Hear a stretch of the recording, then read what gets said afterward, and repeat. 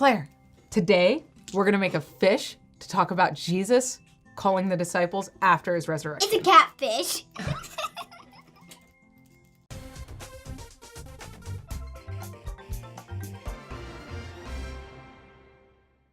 All right, so Claire. I've already almost done the whole thing now. Well, I'm gonna have you help me too with mine, okay? So this is cool because you can do this over and over again. You can weave the string, you can unweave it and weave it again, and then you could like take it with you to mass to be something to play with. How cool is that? Cool.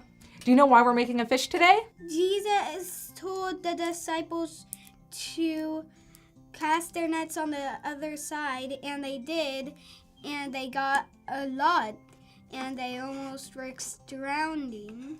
So it's so cool you remember that. This is what's pretty awesome.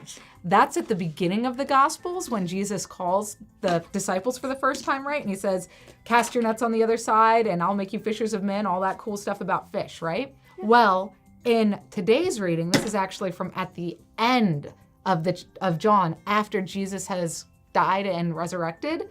You can do it just like this with just a marker for the mouth and the eyes with the glue dots on the two sides, and then you use your string whenever you want.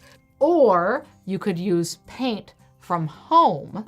A word of caution, if you're likely to put this in your mouth, you should not use paint. That's why we did not include paint with this craft, because if you're a child who is still in an age where you put stuff in your mouth a lot, don't put paint on it because you shouldn't chew on paint. Thank you. So if you are painting, you probably want to paint first, let it dry, then put your eye on. So this is after Jesus has resurrected, but not all of the disciples have really seen him. And he tells, Thomas. yeah, like doubting Thomas. And these readings, Jesus tells them, cast the net on the right side, and they caught, again, fish that they weren't even able to pull it in because there were so many fish. The disciple whom Jesus loved, so probably John, said to Peter, "It is the Lord." Then this is cool. Peter got so excited to know it was Jesus, he jumped out of the boat to get to the shore faster. And they saw a charcoal fire with fish on it and bread.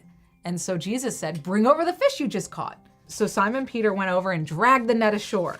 Can you picture this, Claire? It's early morning, so like the sun is rising, and the disciples had been out trying to get fish because they're hungry. They didn't catch anything, and this shadow, this figure on the shore says, cast the net over the right size. And then they they don't even see it? No, well, guess how many fish there were when they pulled it ashore? 3,000, 100,000, 300,000, 1,000. Wow, well that's quite a number. What about 153?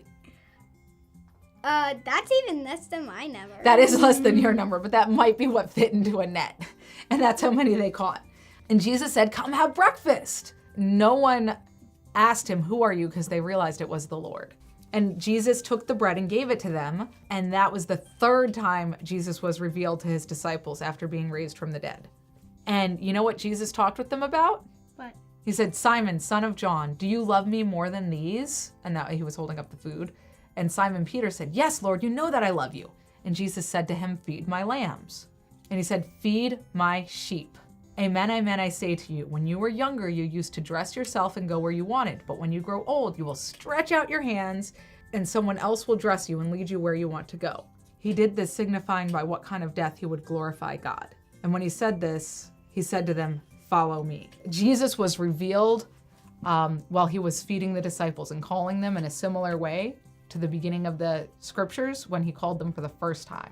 For the first time. That I thought this was their third. Yeah, this is the third time he's shown himself after he resurrected. But remember the very beginning of the Gospels when Jesus first calls the disciples to make them fishers of men? Oh, right, yeah. Yeah, so that was what he told them in the beginning. And now he's saying, "Feed my lambs." Very pretty. I made a pattern. I like your pattern. So once your fish is dry, you can add your eye and draw a mouth if you want. Okay, can you put your eye on with a glue dot?